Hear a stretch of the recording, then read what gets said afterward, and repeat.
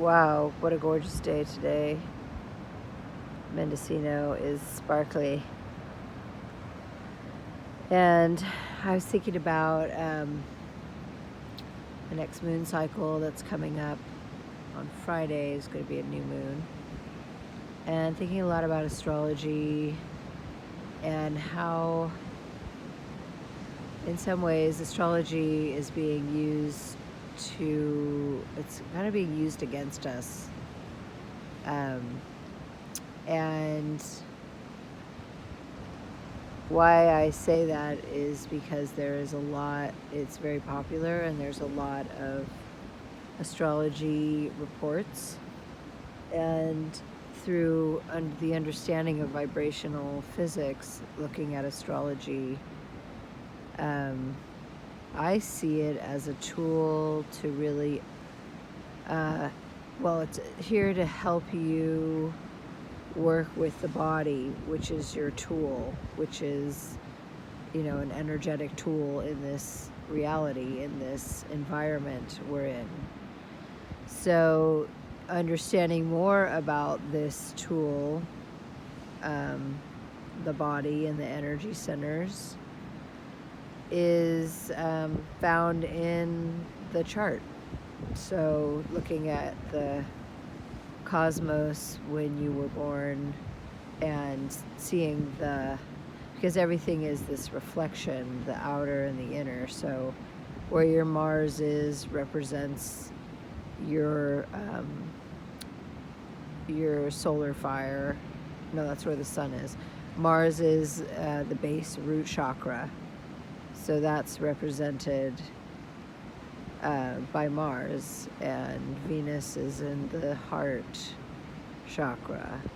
So there's this reflective outer and inner with the astrology and your particular birth chart and your energy.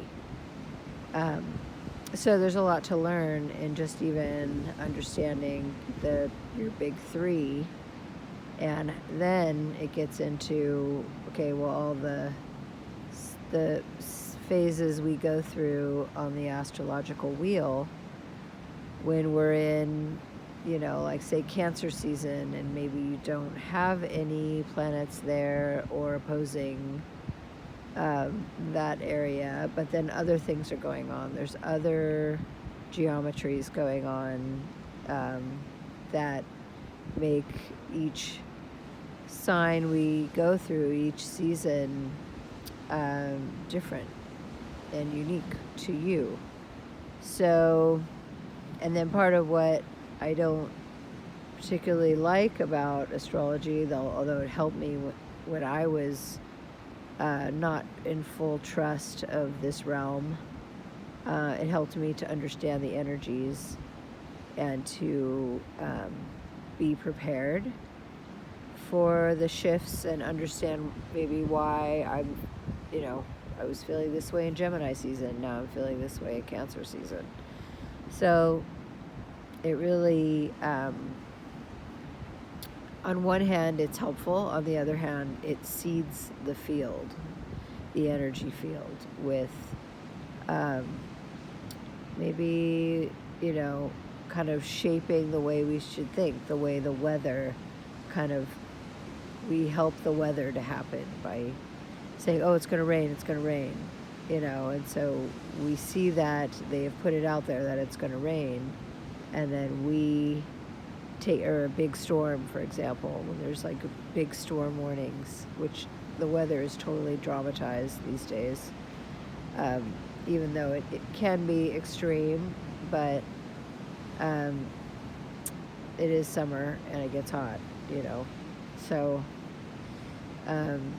part of what they're doing with weather and astrology, because astrology is the energy weather, the weather of our energy fields, and so it kind of sets it up, and then people go, oh, it's going to be like this, so we gotta, it already creates, because this is a reflective reality. So part of the amazing thing of the helpful part, and then the other part is kind of it shapes our reality. And you could actually have a different reality if you wanted to, if you weren't being with, you know, falling into the trap of just listening to astrological forecasts. Or it could say, like last month, so, you know, it was talking, like someone was talking about with Leo, there was going to be this, because they were doing pulling cards and talking about Leo. And it was just like, there's something, you know, lurking. And it was just like, don't seed the field. Because there's all possibilities. So depending on our thoughts, our beliefs. So what I like to use astrology for is to validate if something has happened, or I don't feel, you know, had this weird day where I was just like upset or angry, and then I could validate it with astrology in the reflective, and I could say, oh, Mars is opposite my moon, and that's what was happening. So, you know, you got to take the forecasting with a grain of salt.